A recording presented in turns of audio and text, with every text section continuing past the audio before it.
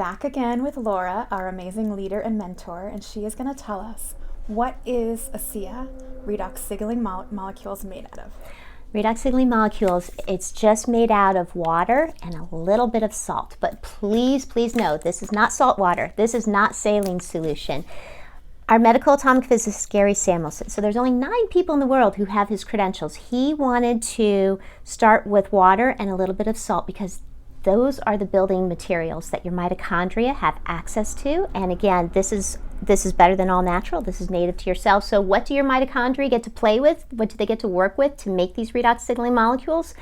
There's water and salt. That's what 70% of your cells are pretty much made out of. So he spent a whole year with a team of doctors figuring out how do you take saltwater molecules, break them apart, and rearrange the atoms and turn them into the 16 different molecules that your mitochondria make.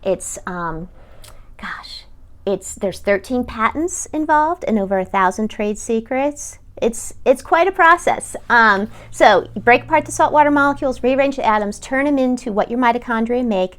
And an analogy I use is diamonds and graphite in pencils. They're both 100% carbon atoms, but the way the atoms are arranged, it yields a different product. Another great analogy is imagine buying a loaf of bread, and it's going to say flour and water and yeast and whatever. It's the baking process that's the magic. It doesn't just say bread. It says the starting ingredients. So that's why it says water and a little bit of salt. And why was that material chosen? Well, that's what your mitochondria have access to, and you have to have a little bit of salt because that's how electrons are exchanged. And when you're exchanging electrons, your cells are communicating. That's where the magic happens. That's where the magic happens.